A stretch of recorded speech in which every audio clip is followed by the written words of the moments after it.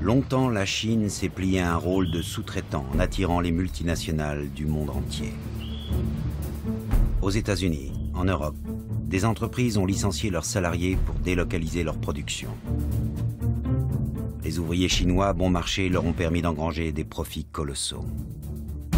Au contact de ces multinationales, la Chine a beaucoup appris. Elle a surtout accumulé 2800 milliards d'euros de réserves de change.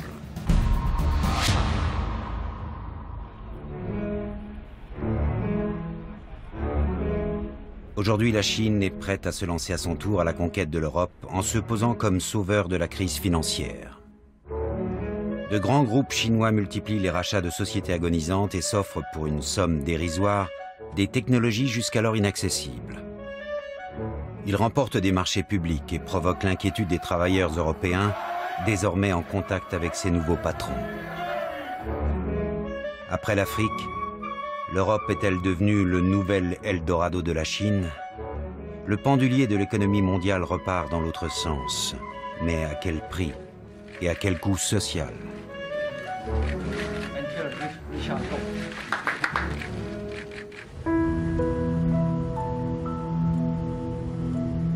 Il est un pays en Europe, la Suède, où l'État-providence fait figure de modèle social. Cela n'a pas empêché Volvo, le fleuron industriel de la construction automobile, de se retrouver, il y a 2 ans, au bord de la faillite.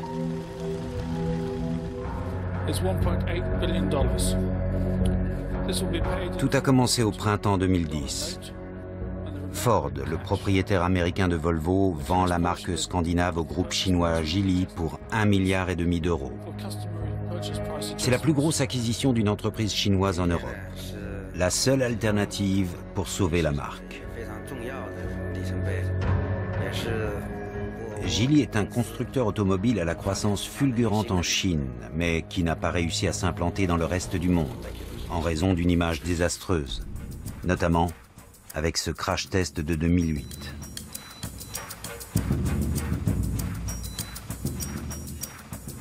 « 90% de chances que le chauffeur perde la vie. Les voitures Geely ont été recalées par les Américains et les Européens. Elles sont devenues la risée des professionnels de l'automobile.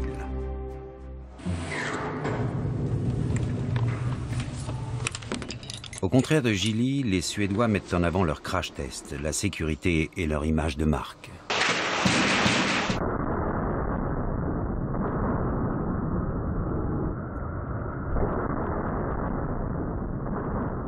Geely ne va rien changer à votre image de marque? Non, c'est une Volvo. C'est une Volvo. Ça restera la même chose. La même chose. Sécurité, qualité et respect de l'environnement. Toujours la même chose. Ça a toujours été comme ça depuis nos débuts en 1927. Et c'est comme ça qu'on travaillera dans le futur.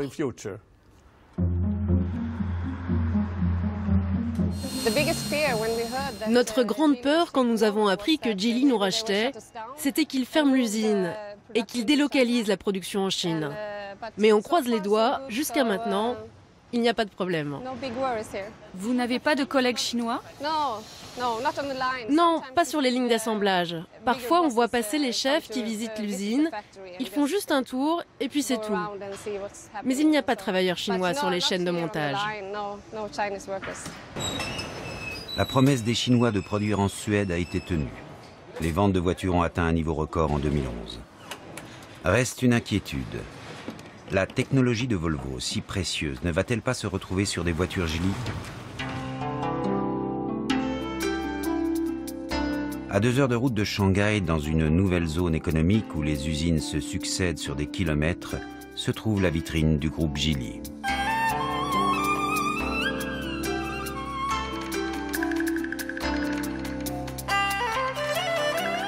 Le constructeur automobile a 20 ans.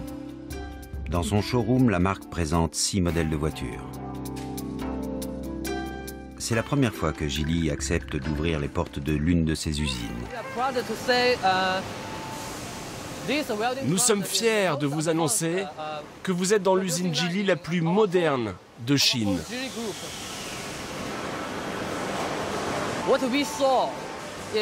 Là, vous pouvez voir une ligne totalement automatisée. Elle va d'ici jusqu'à là-bas.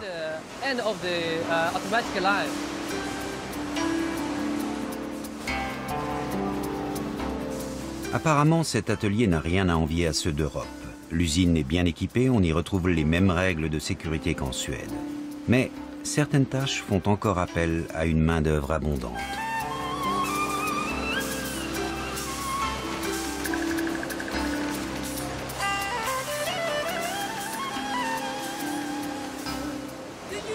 Est-ce que vous utilisez la technologie de Volvo ici? Est-ce qu'on peut passer à une autre question? Car il y a des règles de prise de parole ici. On n'a pas le droit de parler de la société Volvo. Mais je veux dire, est-ce que les techniciens de Volvo vous aident ici? Peut-être, mais je ne peux pas répondre. Peut-être. Peut-être.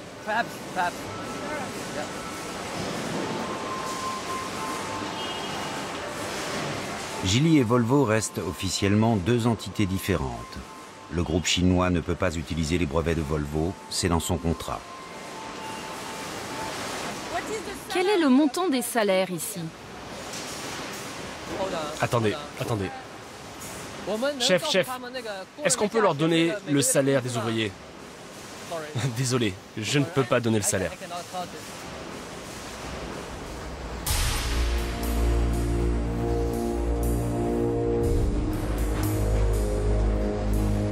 En fait, ces ouvriers sont payés autour de 400 € par mois, 8 fois moins qu'en Suède.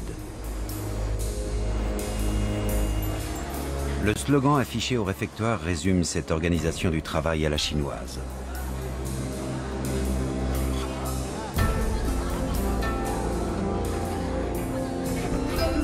Les ouvriers sont logés dans des dortoirs construits autour des ateliers et les appartements sont réservés aux familles avec enfants.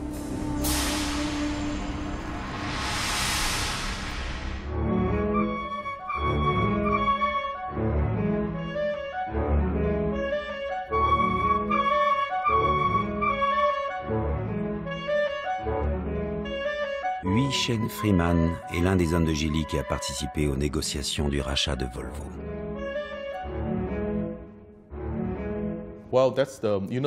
Sachez bien que les salaires ne représentent que 10 à 11% du coût total d'une voiture. Par rapport à l'Europe, cela ne fait pas une grosse différence pour nous. Je crois que la raison majeure pour laquelle on va localiser la production en Chine, c'est que l'on sera plus près de notre marché. On sera plus proche de nos clients. Le coût du travail n'est plus un facteur déterminant. Pour l'instant, c'est plus rentable d'importer les voitures en Chine, car l'Europe a une image haut de gamme. Les consommateurs admirent les produits venant d'Europe. Donc notre stratégie est claire. Nous allons continuer longtemps à importer des voitures d'Europe vers la Chine. L'immense marché chinois s'ouvre désormais aux Suédois. Volvo vient de lancer 3 chantiers de nouvelles usines en Chine. Cette implantation rapide aurait été impossible sans la puissance financière et les appuis politiques de Geely. Car les groupes étrangers sont habituellement soumis à de longues et complexes procédures administratives.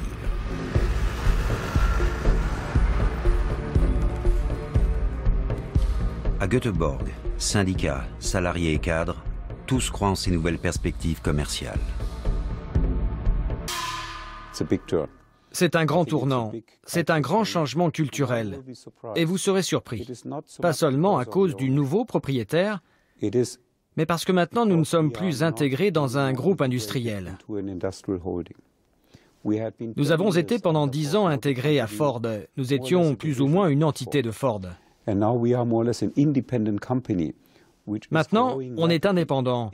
On progresse rapidement en respectant nos produits et bien sûr en nous implantant en Chine. C'est un grand changement culturel pour notre société. Avec l'aval de notre propriétaire, bien sûr, on devient indépendant, un vrai acteur mondial. C'est parce que les Chinois ont plus à apprendre que les Américains? C'est une question intéressante. Peut-être. Mais peut-être qu'aussi ils sont plus intelligents et qu'ils comprennent qu'en laissant Volvo progresser en toute indépendance, ils peuvent explorer tout le potentiel de Volvo sur le marché. Bien mieux que s'ils nous avaient En Suède, un autre constructeur, Saab, a refusé d'être racheté par les Chinois.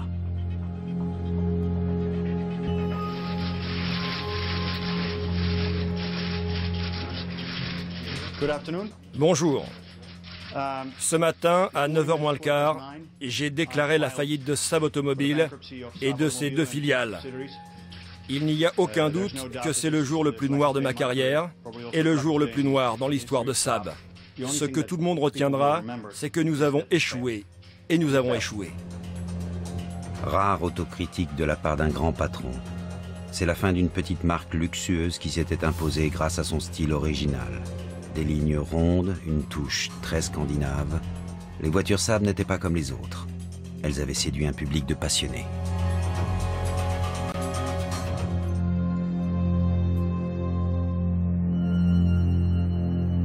Saab a fermé ses portes sans un bruit, laissant les syndicats sidérés et impuissants face à la décision de leurs propriétaires américains.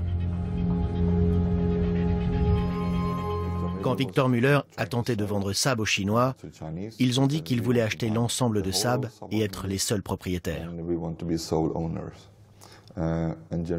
General Motors n'a pas accepté. Ils ne voulaient pas que les Chinois soient propriétaires de toute la marque.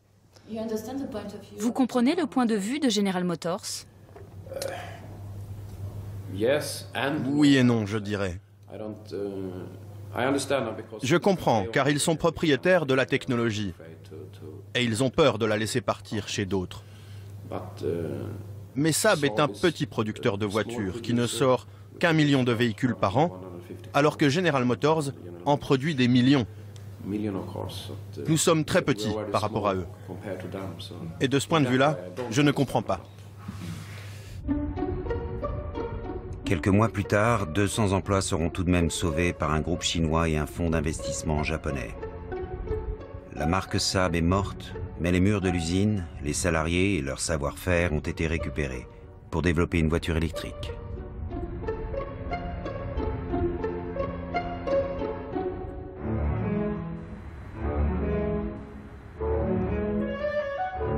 En France, la Chine ne représente que 4% des investissements étrangers. À Saint-Dizier, le groupe Ito est désormais propriétaire de l'immense usine de tracteurs McCormick en faillite depuis des années. Symbole de la désindustrialisation en Europe. Les ouvriers croisent désormais dans l'atelier Yao Liu, le nouveau directeur qui ne se sépare jamais de son traducteur.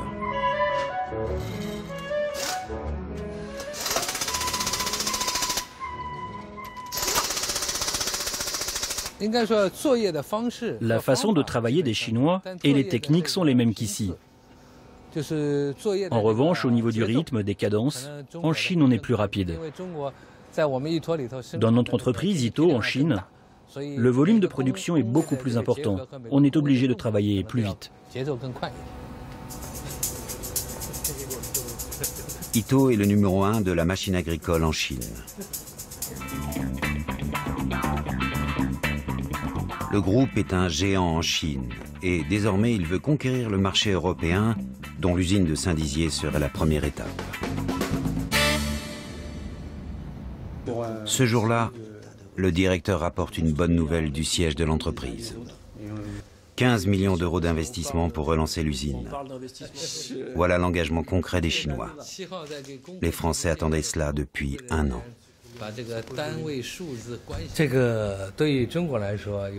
Je pense que les Français ne connaissent pas assez bien mon pays. Ils ne font pas la différence entre la Chine d'hier et la Chine d'aujourd'hui. C'est pour cela que les Français peuvent avoir parfois des inquiétudes. Mais je pense que notre façon de travailler, notre comportement pourra changer les choses.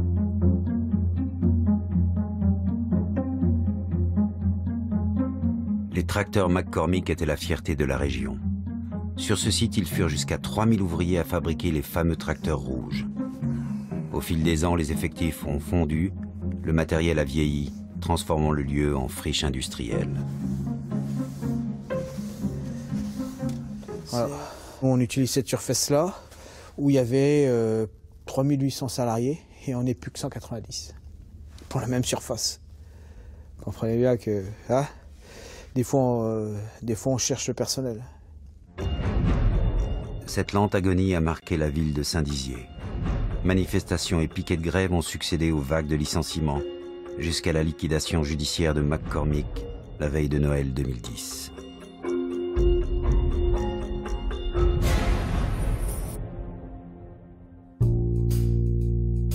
Les salariés comme les élus locaux ont alors peu d'espoir qu'un repreneur sérieux se manifeste.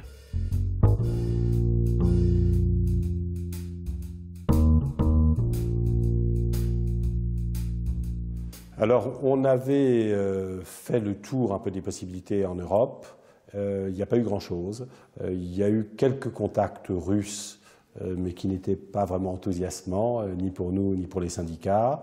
Des contacts avec les Indiens qui auraient peut-être pu être intéressants, mais le temps de réaction en Inde était très très lent, apparemment. Et en revanche, en Chine, on a eu très rapidement 2 contacts intéressants. Et des contacts qui n'ont pas paru, effectivement, c'est peut-être pas ce que spontanément on aurait été chercher, mais très vite, on a vu qu'il y avait un vrai intérêt, et très vite, on a vu qu'il y avait des projets industriels qui méritaient d'être suivis. 2 groupes chinois spécialisés dans les machines agricoles étaient en compétition pour racheter McCormick. Si Ito l'a emporté, c'est grâce à la promesse de maintenir la production à Saint-Dizier. Pourquoi cet intérêt des Chinois pour une usine française en faillite? Dans cet atelier, ces hommes fabriquent un produit très haut de gamme. Une boîte de vitesse dont voici l'une des pièces maîtresses. Avec elle, les Chinois se sont offerts un bond technologique.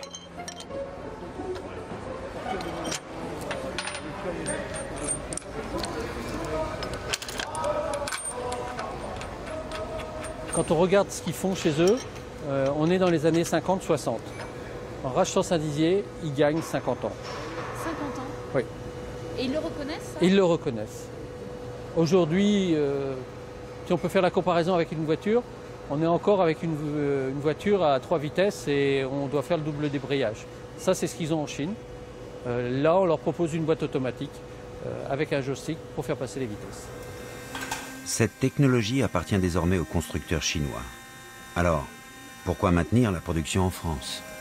Ils n'ont pas la technologie pour le faire, ni le savoir-faire. Ils ont besoin de temps, ils ont besoin de former leur personnel, d'avoir les machines-outils qui correspondent, parce qu'ils n'ont pas le même type de machines-outils en Europe qu'en Chine. Et tous ces éléments font qu'aujourd'hui, ils nous disent on fait la transmission à Saint-Dizier, on l'exporte en Chine. Dans 10 ans, peut-être, ils seront capables de le faire chez eux, mais les coûts énergétiques, les coûts de transport seront tels qu'il ne sera plus intéressant de faire des transmissions en Chine pour les ramener en Europe et faire des tracteurs.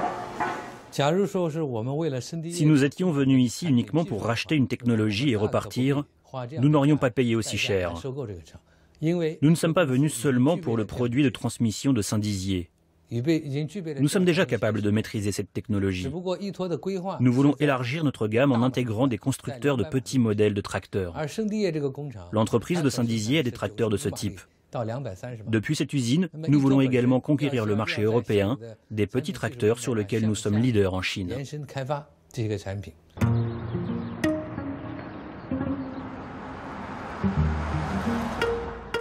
Les ouvriers qui ont connu tant de déconvenues avec les anciens propriétaires de l'usine ne sont pas tous aussi enthousiastes. Je ne sais pas si c'est la barrière de la langue ou le fait qu'on ait autant de différences culturelles qui fait que des fois, on se dit qu'ils nous racontent que des salades. Pour une phrase, des fois, on passe une demi-heure pour se comprendre. J'expliquais à Angelo la dernière fois, le mot concessionnaire, importateur, on a mis une demi-heure pour essayer de se comprendre. Une demi-heure dans un comité d'entreprise, c'est fatigant, aussi bien pour eux que pour nous. On nous a tellement promis de choses qu'aujourd'hui, physiquement, à part travailler, il n'y a rien de nouveau. Et pourtant, les Chinois ont bien sauvé les 190 emplois de l'usine vouée. Pour l'instant, à Saint-Dizier, ils ne sont que 4, dont cet ingénieur à la tête d'un futur bureau d'études qui attend patiemment ses collègues.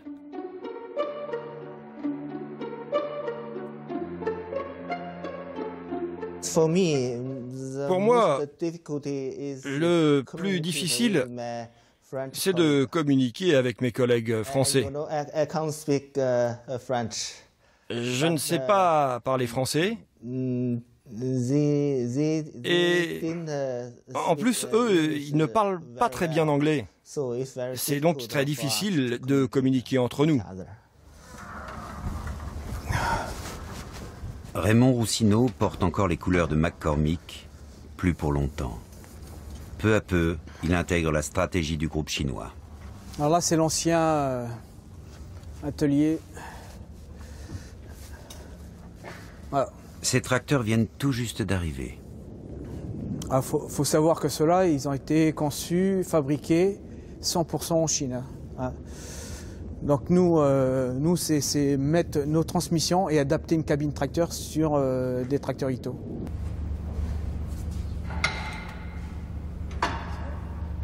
C'est vrai que quand on a vu ça, on vend pas en Europe, on ne vend pas un tracteur avec des soudures comme ça.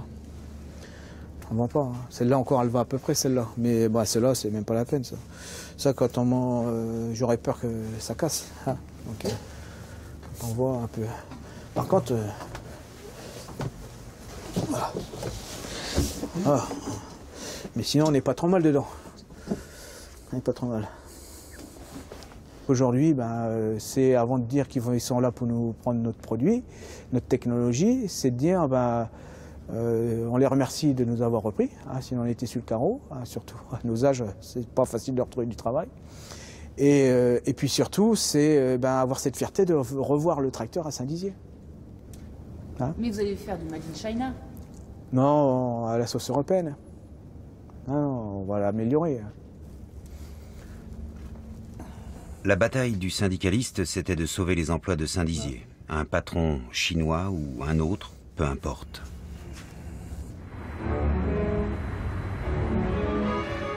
En Europe, ces entreprises chinoises sont soutenues massivement par l'État chinois avec des moyens financiers inhabituels. C'est une concurrence déloyale pour les firmes européennes. Un banal chantier d'autoroute a ainsi provoqué une levée de boucliers des géants européens du bâtiment. Ces images d'ouvriers chinois construisant un tronçon autoroutier de 50 km ont fait le tour des télévisions européennes. Ce chantier est un marché public, financé par des fonds structurels européens, et pour la première fois en Europe, c'est une entreprise chinoise, la Covec, qui l'a remporté. La Covec est une filiale de la China Railways, une grande entreprise d'État en Chine qui mène de nombreux projets dans le monde, notamment en Afrique.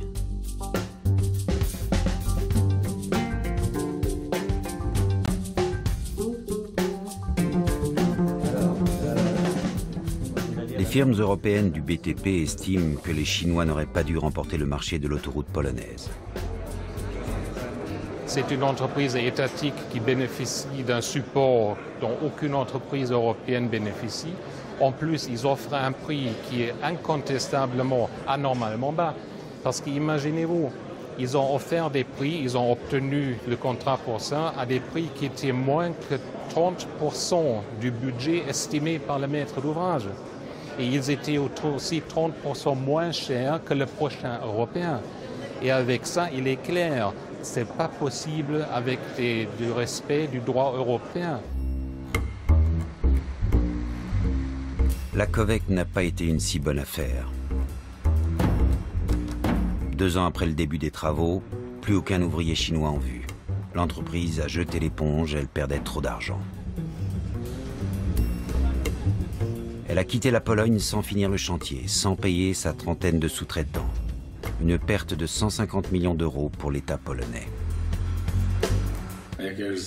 Je me suis très vite aperçu qu'ils ont commencé à bricoler des solutions pour trouver les matières premières dont ils avaient besoin et pour trouver des moyens de transport. Ils avaient finalement très peu d'ouvriers, seulement 200 ou 300, ce qui correspondait à un 10e des besoins du chantier.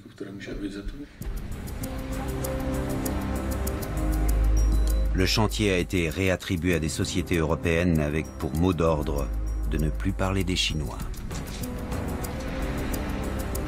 Les Polonais espéraient que l'État chinois aiderait la COVEC à finir le chantier. Entreprise d'État ou pas, officiellement la Chine n'est pas intervenue et le directeur de l'entreprise a été limogé, coupable d'avoir nui à l'image de son pays.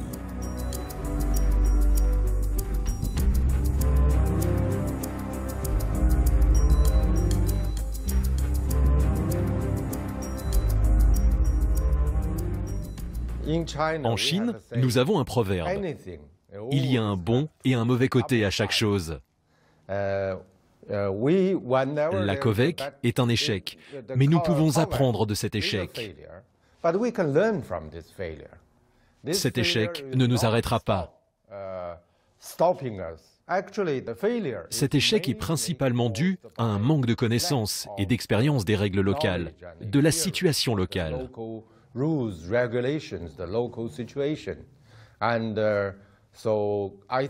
Je pense qu'à l'époque, quand la COVEC a accepté le contrat, elle ne connaissait pas vraiment les standards européens.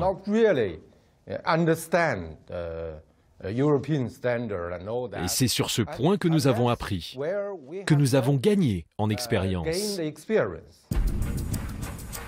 De nouvelles entreprises chinoises viennent tous les mois pour prospecter dans le pays. La Chine a de grands projets en Pologne et ne s'en cache pas. La Chine a identifié que beaucoup des pays d'Europe de l'Est, dont la Pologne, avaient un déficit en infrastructures et avaient également un déficit de financement pour ces infrastructures.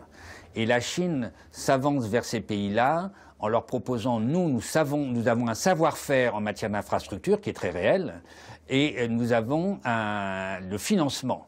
Et donc, en proposant des infrastructures crédit en main, évidemment, elle tente les pays d'Europe de l'Est de recourir aux entreprises chinoises pour financer et construire ces infrastructures. La Pologne a-t-elle tout à gagner d'une alliance avec la Chine qui s'efforce aujourd'hui de séduire l'ensemble des Européens? Parfois, derrière les paroles officielles, une autre réalité transparaît.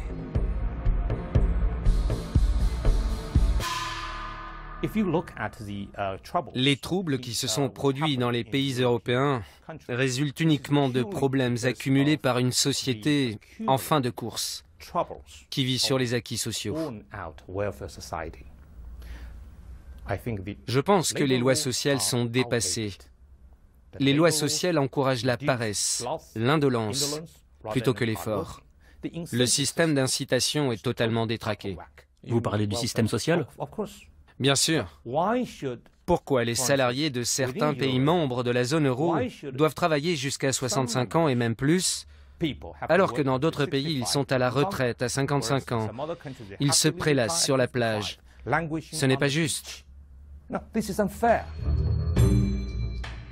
Quelles sont les intentions réelles de la Chine? Où et comment investit-elle ses 2800 milliards d'euros de réserves de change? Que va-t-elle garder du modèle social européen? Pour ceux qui veulent en profiter, le message est clair.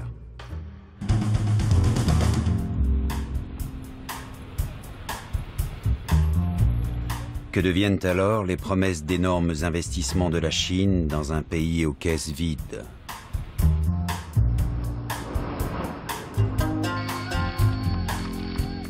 Le président chinois est venu à Athènes avec une importante délégation de chefs d'entreprise. Une visite de l'Acropole et Hu Jintao rencontre le Premier ministre grec. En une signature, la Chine acquiert pour 500 millions d'euros la concession du port container du Pirée pour une durée de 35 ans. C'est ainsi que le port s'est réveillé un jour sous pavillon chinois, occupé désormais aux 2/3 par COSCO, une entreprise d'État, un géant de la manutention portuaire implanté aux 4 coins de la planète.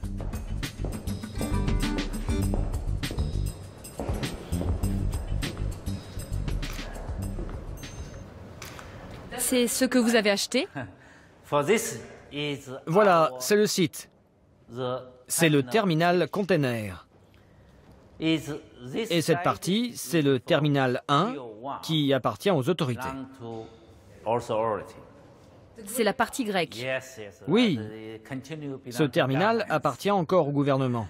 Là, c'est le terminal 2, celui de Cosco. Et là, il faut vraiment que vous regardiez. Voilà le terminal 3, celui que nous avons commencé à construire seulement l'année dernière. On a de la chance. Le peuple grec travaille très vite. La qualité de la construction est très bonne. Je pense que nous aurons fini avant la fin de l'année. Une petite partie du port appartient encore aux Grecs qui gèrent un terminal sur les 3. Peut-être plus pour longtemps.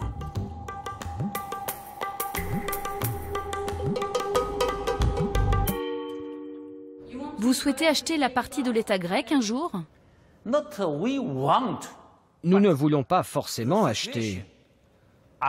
Mais la situation, d'après le gouvernement, est à la privatisation. Nous devrions donc mutualiser les moyens. Ça ne dépend pas de Cosco, ça dépend du marché. Ça dépend de... Cosco est arrivé avec de grands projets. Moderniser le port, le transformer en la Rotterdam du Sud. Une provocation pour les dockers du Pirée. Durant des mois, ils ont manifesté contre l'entreprise chinoise. Ils craignaient pour leurs conditions de travail.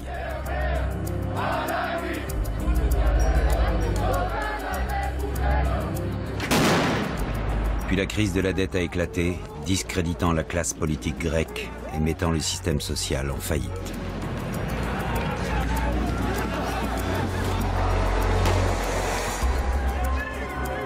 Dans ce pays au bord du chaos, les revendications des dockers sont devenues secondaires. Aujourd'hui, plus aucun d'entre eux ne travaille sur ces quais.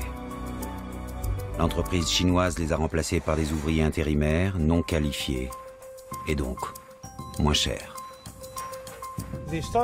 Voilà l'histoire. Quand Cosco a récupéré le terminal, tout le monde disait « Cosco, rentre chez toi ». C'est ce que disaient les gens qui travaillaient ici. Personne ne voulait travailler avec nous. Donc nous, on a embauché de nouveaux ouvriers. Et là, ils ont dit que nos ouvriers n'avaient pas les qualifications requises et que ça ne marcherait pas.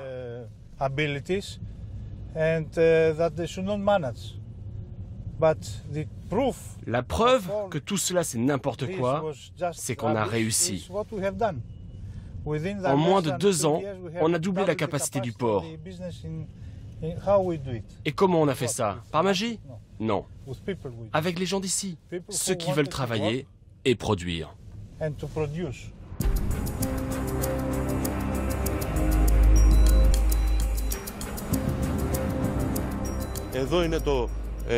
Ici, c'est la frontière naturelle. Ce canal divise le port du Pirée entre l'autorité portuaire et la partie de Cosco. Ça sépare la Grèce de la Chine. Et les conditions de travail sont les mêmes des deux côtés? Malheureusement, pour les employés de Cosco, non. Ici, nous avons des conditions héritées de l'ancien système. On a des lois, des conventions collectives, un respect des normes de sécurité. De l'autre côté, malheureusement, pour les conditions de travail, c'est un système à la chinoise.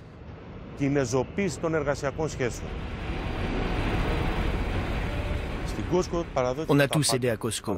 On leur a donné l'espace, on leur a donné la zone portuaire afin qu'ils construisent leurs propres terminaux. On leur a aussi cédé le matériel avec les pièces de rechange. On leur a donné le système électronique qui contrôle l'acheminement des containers dans le terminal. On leur a tout donné, et le plus important, on leur a donné nos clients.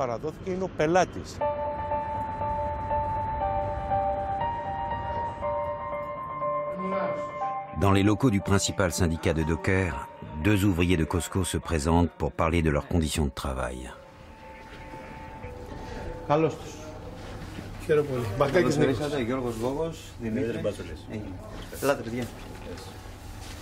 Pour ces hommes, c'est la fin de l'omerta.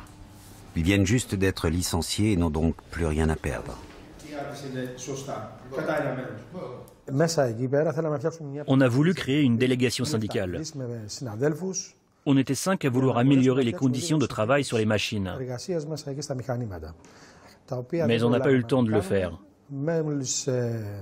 Ils ont appris qu'on préparait cette délégation et ils nous ont renvoyés sans aucune raison valable du jour au lendemain.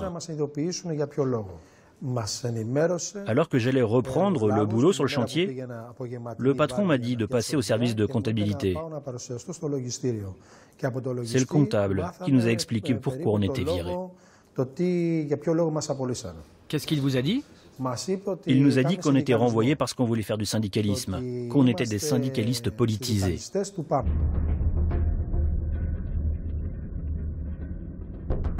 Afin de dénoncer leurs conditions de travail, les deux grutiers ont pris des photos des engins de levage. Les sièges sont défoncés, les postes de pilotage réparés au scotch, bricolés. L'hiver, certains ouvriers ont relié un conduit au moteur pour apporter de l'air chaud dans la cabine.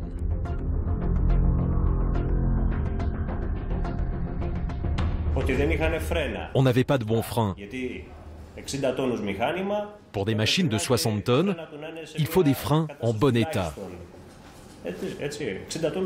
60 tonnes plus 30 tonnes de containers, ça fait près de 100 tonnes. C'est grave. À chaque instant, vous risquez votre vie.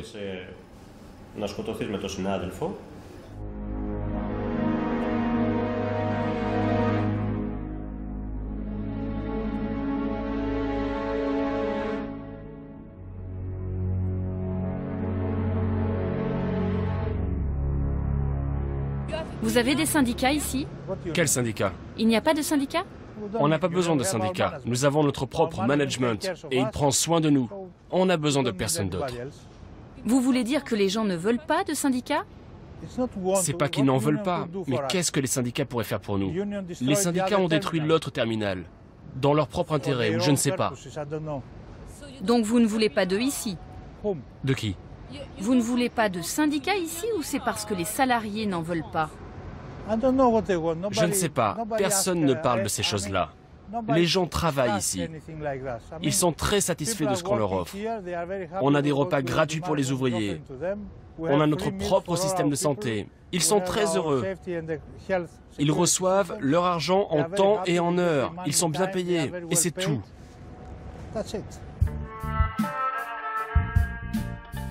Depuis que les Chinois ont obtenu la concession du port, les syndicats ont disparu. Accepteriez-vous qu'un syndicat soit créé ici à Cosco? S'il vous plaît, ne parlons pas de cela. Vous abordez une question politique. N'en parlons pas. Je n'aborderai pas le sujet des syndicats, vous comprenez? Il vaut mieux ne pas aller trop loin dans ce domaine. Je vous l'ai déjà dit, nos employés sont heureux. Je suis heureux.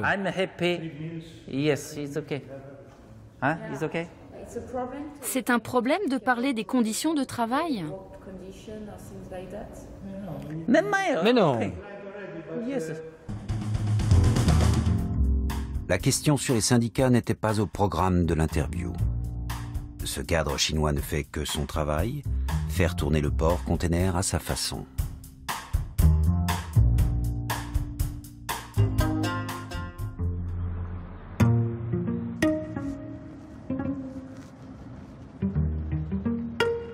À l'usine de tracteurs de Saint-Dizier, le temps a passé. Les Chinois ne font plus rêver.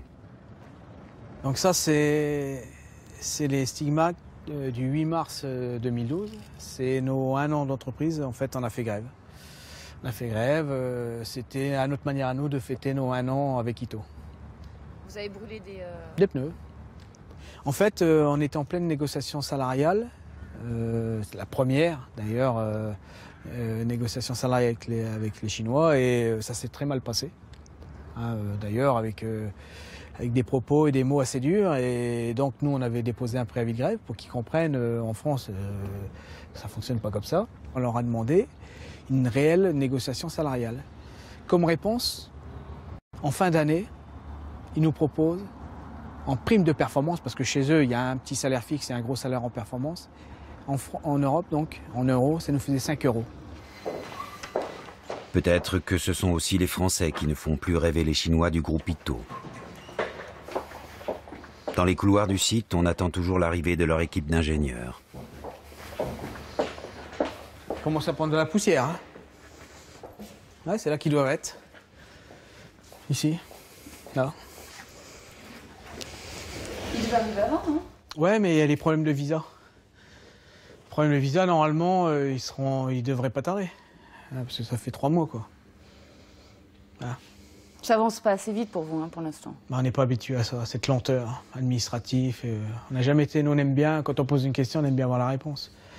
Et là, on tourne en rond. Donc les bureaux sont là. Hein, on fait youhou à l'autre là-bas. Mais il n'y a rien, quoi. Il y a de la poussière. Hein?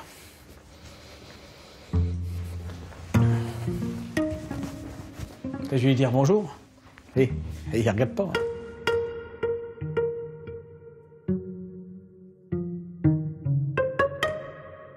Le groupe Ito veut conquérir l'Europe, mais ses tracteurs n'ont pas encore quitté le hangar de Saint-Dizier.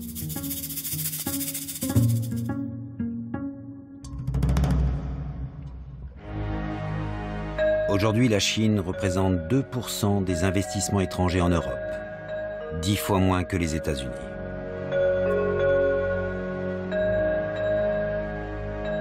En période de crise, de nombreux Européens fantasment sur le péril jaune. Pourtant, le géant chinois arrive à tout petits pas. La Chine s'est éveillée. Mais l'Europe déclinante est-elle si facile à conquérir ?